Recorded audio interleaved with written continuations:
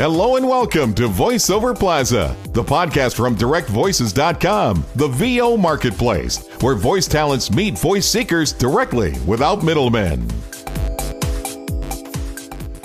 Hi, I'm Constant. Today we have the pleasure of interviewing one of the most sought-after professional voice talents in the market. Her voice might ring a bell to some of you, mainly in the US, as her voice is heard in many narrations and commercials. Ladies and gentlemen, let me introduce to you Rose Caiazzo. Hi Rose, how are you doing? I'm good.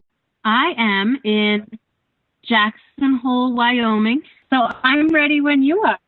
Please tell us a little bit about yourself and how you came to be a professional voice talent. When I was about 7 years old, I went to Disney World with my parents, and they basically had me all over the park. And if you've ever been to a place such as that, you'll know that there's a monorail, and there's a woman that actually speaks on the monorail, and she says, "Please stay away from the door, step away." And when I heard that woman's voice, I wanted to be her. I'd always been really interested in people's voices, and so I went to college for TV and radio. I had a voice scholarship there. But someone had kind of talked me out of it, saying that it was a cutthroat business of acting and voice talent. And so they steered me away from that, and I went into a completely different field of communications, which is public relations. I was in the corporate world for over 10 years, and after that point, when I was living in the East in New York and Connecticut, I decided to move out west, which is where I live now. So I'm in Jackson Hole, Wyoming.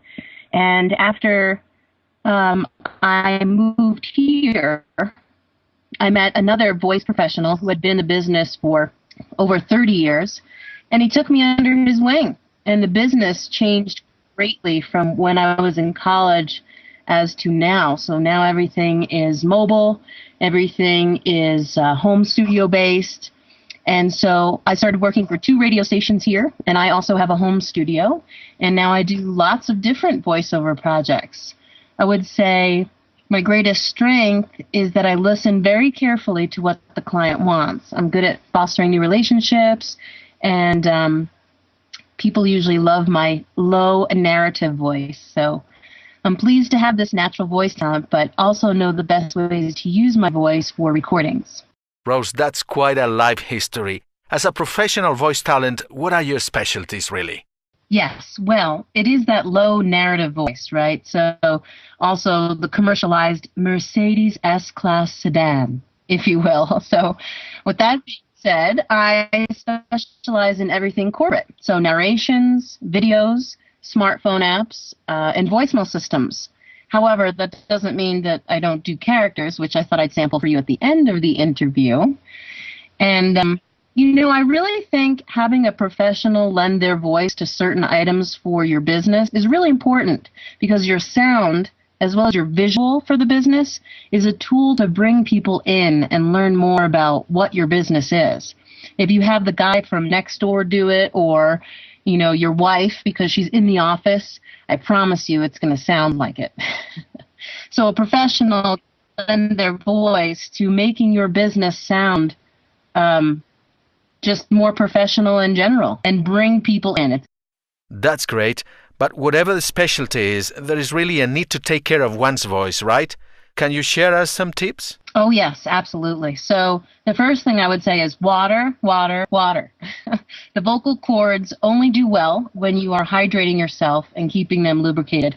So if you do have to speak at some type of event, make sure that you're drinking water to keep yourself hydrated and keep them lubricated.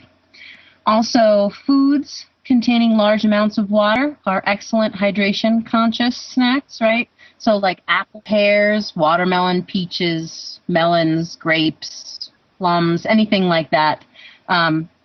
Foods that contain a large amount of water.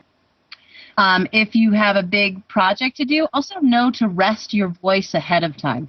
So if you're going to be speaking for, say, 4 hours or going into the studio for a larger gig, you want to make sure that you're resting your voice ahead of time. Not to be out, for 2 hours chatting with friends. It's better to have that time spent doing a few little vocal exercises and to really rest your voice and not really speak to anyone. Now, of course, everyone knows smoking irritates vocal cords, and everyone knows it's bad for you, so that's a no. Some people would also think like alcohol loosens you up, but it actually tightens the vocal cords, so that's not a good idea either. Avoiding yelling, screaming, that's important. And even coughing or whispering when you have laryngitis. A lot of people think that whispering is okay, and that actually is really not a good idea. It can damage your voice loss further. And also not clearing your throat too often. So that's kind of like a, right? So when you clear your throat, it's like slamming your vocal cords together. Doing it too much can injure them and actually make you hoarse. Another thing that I like to do is humidify my home, right, in your work area, because moistness is good for the voice. So, and those warm-ups before performing, you can do a lip or tongue, what we call trills in the morning, facilitate better use of airflow and breath. So, ma, ma, ma, ma, ma, right? So that's for the lip. And then la, la, la, la, la for the tongue. And you can perform gentle humming and cooing, right? Those types of things to warm up your voice. And tongue twisters are great too. Oh, thanks. Those tips are really very handy. Rose, can you give a final message to voice actors, especially the ones that are just starting out in the business? Okay. My one big thing for people that want to go into voice acting is I do get a lot of people that contact me and say, people have told me I have a great voice. I really want to get into the voiceover business. And that's wonderful. If you also think that that's something that you'd like to do, absolutely, you should do it. So one of the biggest things that you need to do if you really are committed to being a part of this business is to get yourself educated, right?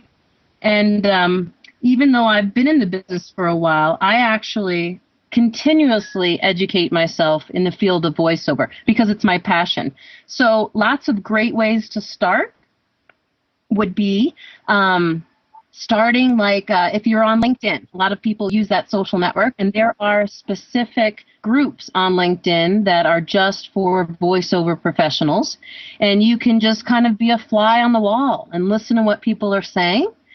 You can also take classes. A lot of those classes are online now. My voice coach actually is in LA, and he's a professional actor, and I love working with him because he's been in the business a long time, and he's able to give me lots of feedback with regards to how I'm doing and how I'm sounding in my demos, my professional work, and all those things.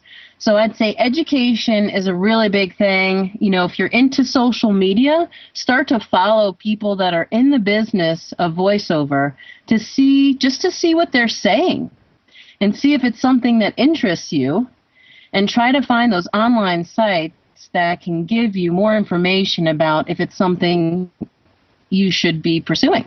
And that's my advice. Rose Caiazzo, thank you very much for your time and interesting comments. Great. Enjoy your day. Bye. Bye-bye, Rose. I wish you much success in your career. That's all for this interview from VoiceOver Plaza, the podcast from directvoices.com, the VO marketplace, where voice talents meet voice seekers directly without middlemen. Check out our blog, VoiceOver Plaza, for more tips and tools to succeed in voice acting. So head on over to directvoices.com/plaza. We are happy to read your comments there.